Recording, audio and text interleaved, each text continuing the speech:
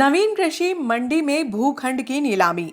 नवीन कृषि उपज मंडी में भार साधक अधिकारी एसडीएम सत्यनारायण सोनी, मंडी सचिव मनोज खींची की उपस्थिति में भूखंड की नीलामी की गई। नीलामी की न्यूनतम बोली 4,60,000 रुपए से शुरू हुई। लगभग 15 भूखंडों की नीलामी के लिए कृषि उपज के अनाज व्यापारियों ने भाग लिया। 3 की बोली शुरू हो रही है। शासकीय अपसेट मूल्य 4,60,000 है, उससे आगे आपको बोलना है।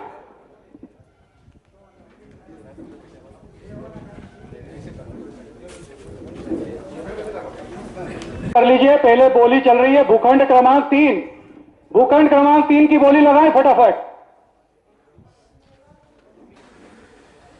भूखंड क्रमांक 3 सरकारी बोली 4,60,000 रुपए।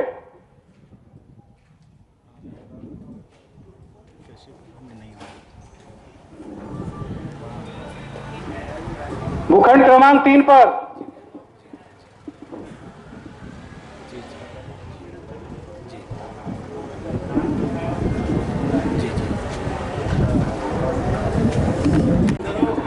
8 नंबर अजय ट्रेडर्स 4,61,000, 4,61,000,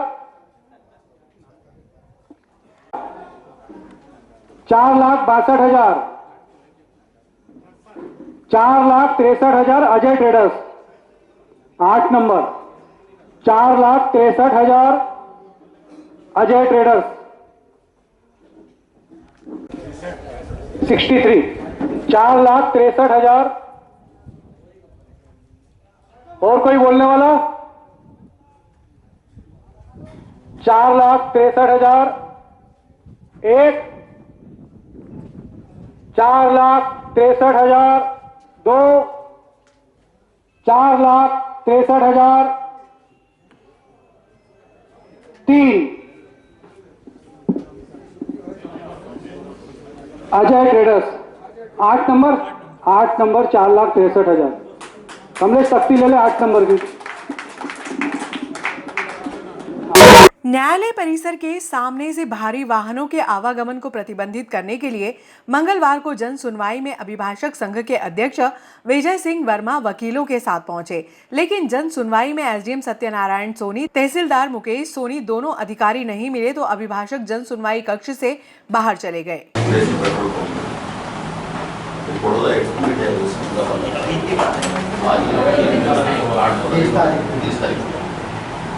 अभी भी एडमिट है, वेट है सर।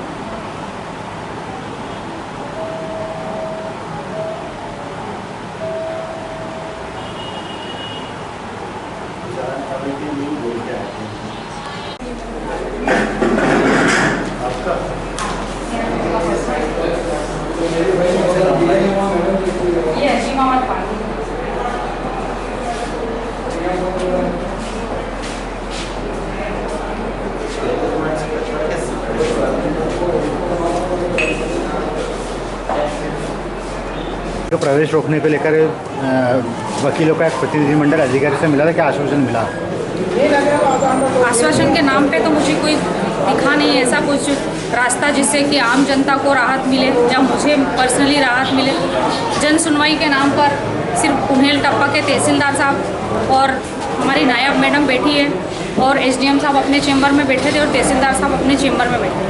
जब हम लोग उनके पास गए तो उन्होंने कहा कि हमने इस आदेश को थाना प्रभारी बिरला ग्राम को दिया है। उन्होंने भारी वाहन को रोकने के लिए कार्रवाई की है, पर ऐसी कोई कार्रवाई हुई नहीं। उन्होंने फ़ोन भी लगाया पर उन्होंने इस प्रकार से कोई आश्वासन नहीं दिया। कहा कि हमारे पास पुलिस बल नहीं है और तहसीलदार साहब ने कहा हम चौकीदार को कितनी देर खड़ा कर सकते हैं, उनकी 4,000 रुपये तनख्वाह है, 3,000 रुपये तनख्वाह है, तो हम तो खड़ा नहीं कर सकते। वो नगर पालिका के उनसे पूछा तो उन्होंने कहा हमने जगह जगह पोस्टर लगवा दिए, पर किसी ट्रक का चालान कटे ऐसी कोई कार्रवाई आज तक ना तो मैंने पेपर में पढ़ी है, ना ही ऐसी कोई कार्रवाई। प्रशासन के नाम पर सब सोए हुए हैं। शहर में ऐसा लगता है विधायक के नाम पे कोई विधायक नहीं है।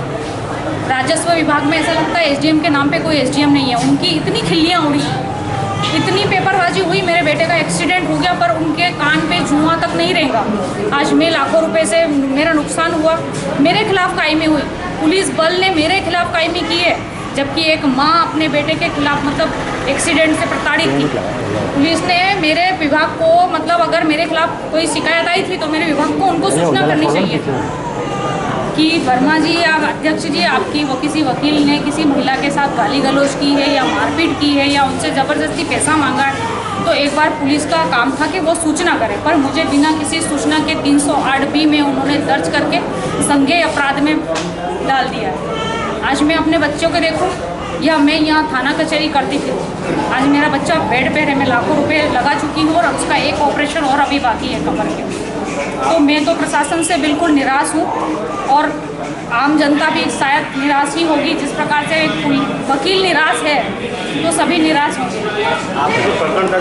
श्री राम कॉलोनी से स्टेट हाईवे नंबर 17 पर सर्विस रोड निर्माण के लिए MPRDC ने भूमि का सीमांकन कर दिया, लेकिन अतिक्रमण होने के कारण सड़क निर्माण नहीं हो पा रहा है।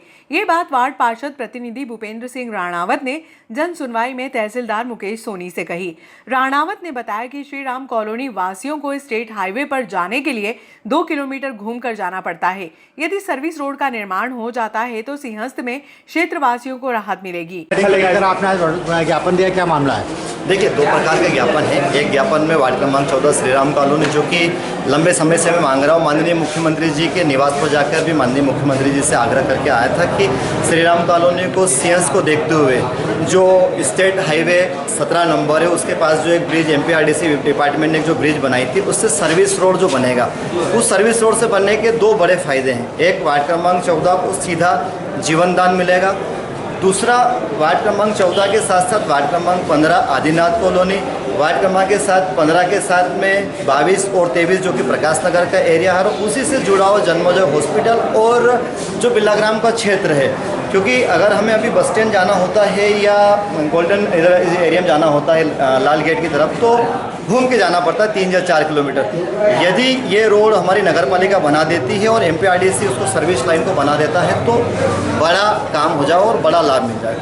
ठेकेदार के भुगतान को रोकने के लिए पार्षद ने दिया पत्र। वार्ड क्रमांक 7 की विभिन्न गलियों का सीसीकरण व रोड निर्माण के लिए नगर पालिका में स्वीकृत राशि का दुरुपयोग वार्ड क्रमांक 6 में कर लिया गया, जिससे वार्ड क्रमांक 7 के रहवासियों को मूलभूत सुविधाओं से वंचित होना पड़ रहा है। पार्षद रेखा राठौर के प्रतिनिधि राजकुमार राठौर ने जन सुनवाई में शिकायत की। ये संकल्प पालिका का वार्ड क्रमांक 7 के लिए और काम हो गया 6 नगर पालिका की जो शक्तियाँ अध्यक्ष की 50 अन्य जगह का 13 नगर पालिका नहीं किया। मेरा एक संबंधित 1020 जो संविदा कार्य वो एक संबंधित काम करें, तो जब तक वो काम करना करे तब तक उसका भुगतान होता है। वार्ड नंबर 6 में बन गई, क्या है पूरा मामला? सर, मैं आपको बताना चाह रहा था कि वार्ड क्रमांक 7 के अंतर्गत सीमेंट कंक्रीट विभिन्न गलियों, थोड़ा जोर से बोलना है। ये परिषद का संकल्प है। ये देखिए आप, वार्ड क्रमांक 7 की विभिन्न गलियों का सीमेंट कंक्रीट परिषद के संकल्प में ये बहुत स्पष्ट है कि वार्ड क्रमांक 7 में संविदा का पलक अग्रवाल को किया जाना चाहिए था। पलक अग्रवाल ने यह काम इमाम बाड़े के यहाँ से स्टार्ट किया और हमारे इलेक्ट्रॉनिक मीडिया के साथी परवेज भाई, इनके घर के निवास स्थान तक सीमेंट कंक्रीट का कार्य हो चुका है, लेकिन उसके बाद उनको आगे बढ़ना चाहिए था। संपूर्ण चंबल सागर कॉलोनी में इसके मुताबिक काम किया जाना चाहिए था, पर चूँकि ये काम नगर पालिका परिषद ने राजनीतिक दबाव के चलते या मान लो किसी कारणवश ये काम वार्ड क्रमांक 6 के अंदर हो गया। जो जामा मस्जिद के पीछे वाला हिस्सा है, जो बालेश्वर दयाल जायसवाल जी के घर के पीछे वाला हिस्सा है, वहाँ पे बबीता रघुवंशी जी भी रहते हैं। मेरा कहने का मतलब है कि ये काम वार्ड क्रमांक 7 के लिए हुआ था। संविदाकार को काम वार्ड क्रमांक 7 के लिए दिया था। ये काम लगभग 24 लाख का काम था और ये काम संबंधित ठेकेदार ने वार्ड क्रमांक 7 के अंदर न करते हुए वार्ड क्रमांक 6 में कर दिया। मैं 13 आवेदन नगर पालिका परिषद को दे चुका हूँ, लेकिन नगर पालिका परिषद द्वारा कोई कार्यवाही नहीं हुई है। मैं आज जन सुनवाई में इसलिए आया हूँ कि 13 आवेदन के बाद नगर पालिका द्वारा अगर संबंधित ठेकेदार का 24 लाख रुपए का भुगतान, काम चूँकि नगर पालिका अधिनियम 50 में अध्यक्ष की जो विवेक शक्तियाँ हैं उनका पालन करते हुए धारा 62 में बहुत स्पष्ट उल्लेख है कि ये काम वार्ड क्रमांक 7 का था, ये काम वार्ड क्रमांक 6 में कर दिया है। इस बात को लेके मैं आज एसडीएम न्यायालय पर आया हूँ और मैं मांग करता हूँ कि मेरा ये कहने का मतलब है कि जिस व्यक्ति को जिस वार्ड के लिए जिस जगह के लिए काम दिया है उस ठेकेदार को निर्देश करे, उसको नोटिस जारी करे और वो संबंधित स्थान पे कार्य प्रारंभ करे। धन्यवाद।